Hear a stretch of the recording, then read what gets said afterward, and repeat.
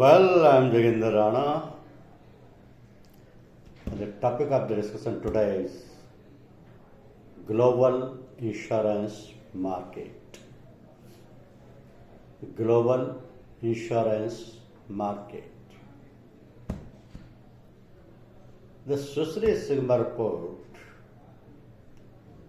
projects global non-life insurance premium to grow 3.3% in real terms in 24-25, driven mainly by a continuation of hard market conditions.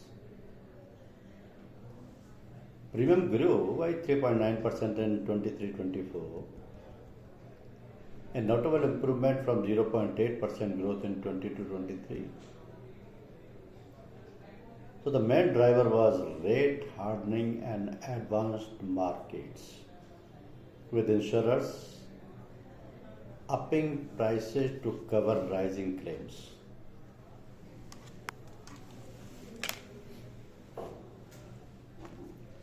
So with insurers,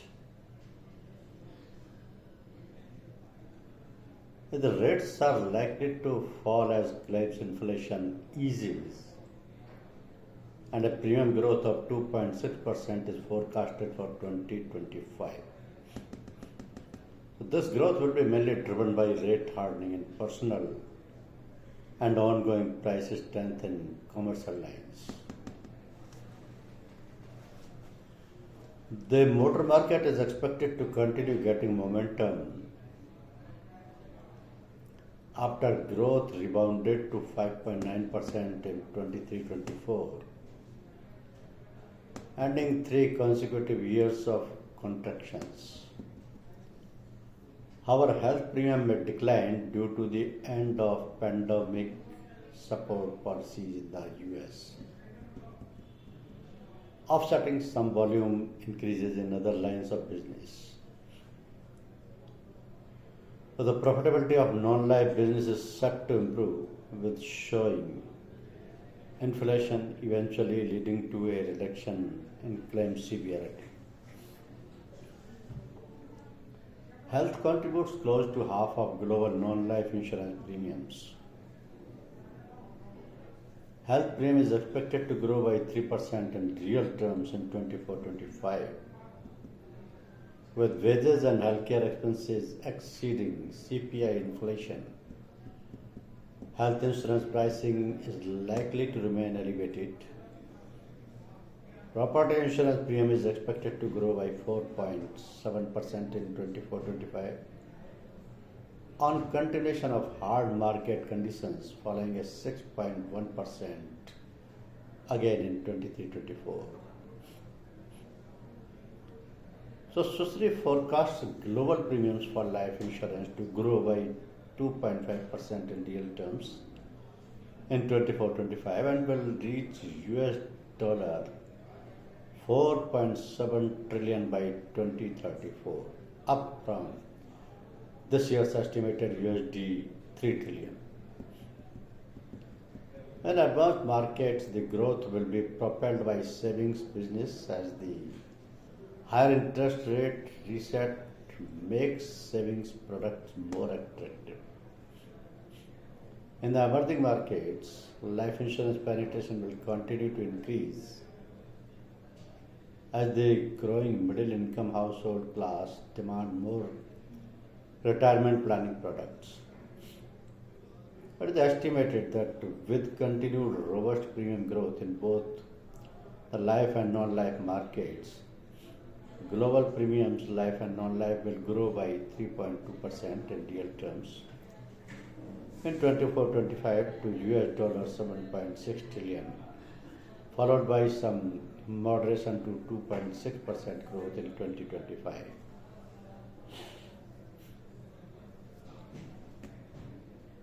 So according to Sigma data, the United States remains the most prominent insurance market globally,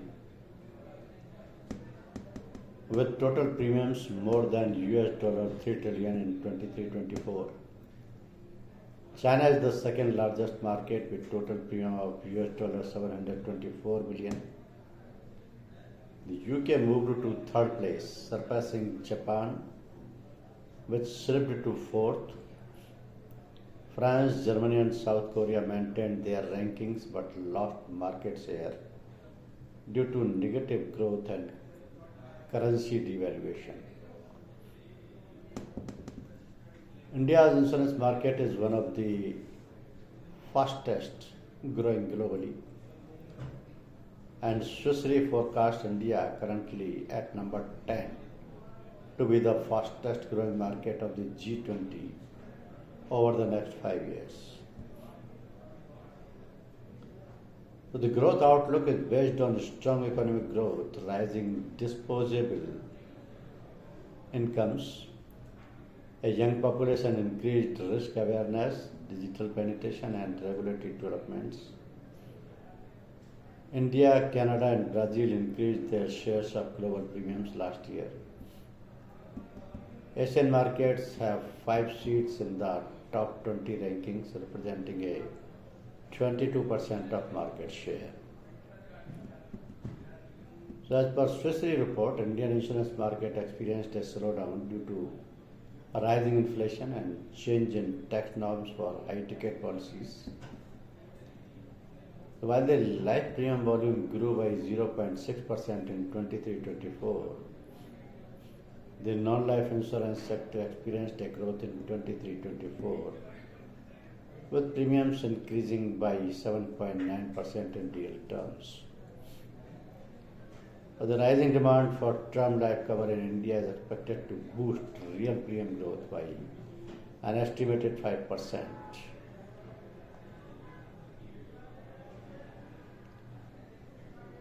So as far as insurance penetration and density is concerned, insurance penetration and density are two metrics often used to assess the level of development of insurance sector in a country. While insurance penetration is measured as the percentage of insurance premium to GDP, insurance density is calculated as the ratio of premium to population per capita premium.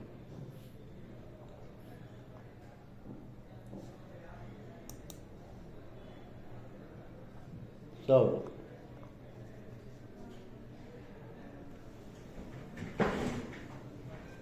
though 23-24 was buyer-friendly, conditions have continued across much of the global insurance market and even picked up pace in some segments. So healthy insurers' returns and improved reinsurance conditions have, over the course of the year, continued to restore insurers' confidence and growth appetite, helping drive competition, especially for the most attractive risks.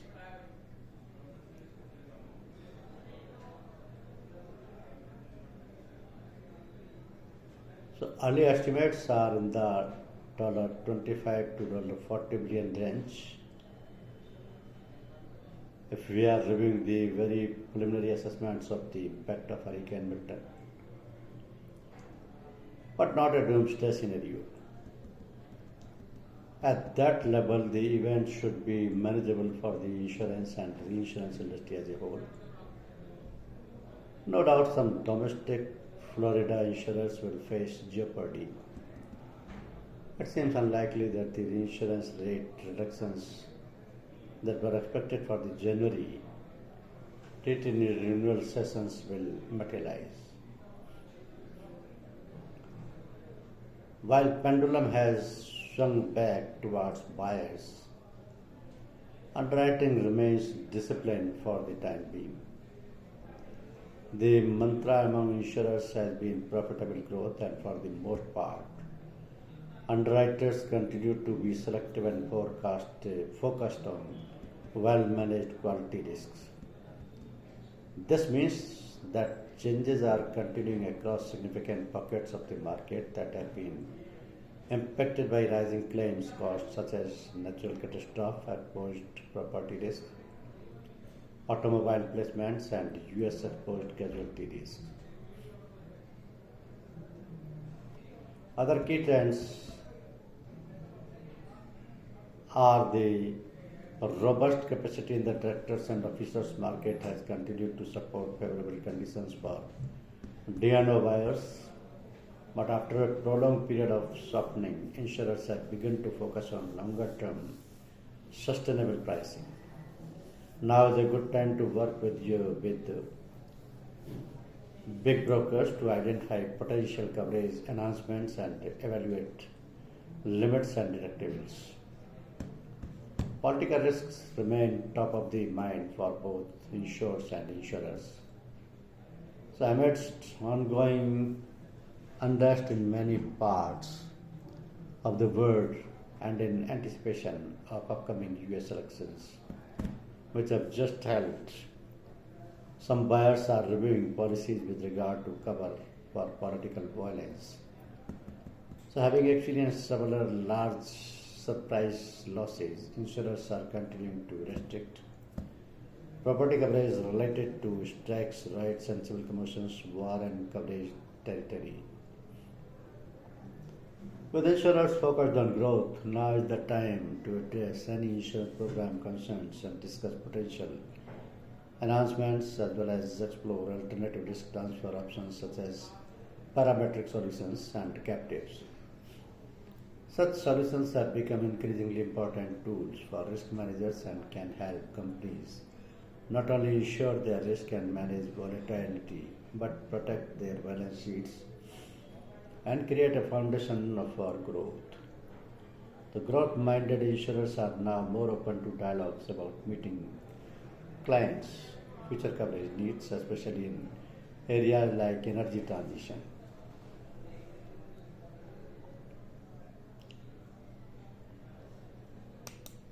So, amid the challenges, we see a chance for carriers to innovate, expand coverage, and increase the industry's relevance.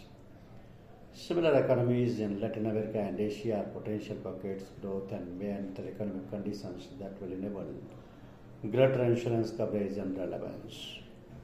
The aging global population and evolving customer purchasing patterns represents opportunities for carriers to rethink their capabilities and offerings. Distribution is getting closer to the customers as players embedded the purchase of insurance into broader purchases of goods and services. New mobility models will force carriers to rethink their approach to distribution, pricing, product designing, and claims processing. Amid the continued rise of physical risk, carriers will need to invest in new capabilities to help manage, mitigate, and transfer the risk related to natural disasters. So finally, evolving technology, particularly AI and generative AI, will enable carriers to rethink and innovate the end-to-end value chain. So global commercial P&C insurance lines continue to deliver strong growth despite more recent evidence of softening conditions. Premiums increased by an average of 8% annually in the past 5 years, while the average combined ratio for the industry trended towards downwards to an estimated 91% in 2023. Almost all of this growth was driven by higher premiums. And insurers must now focus on how they capture consistent profitable growth amid the shifting market landscape. Although where insurers operate is important, the majority of their financial performance is driven by how they operate.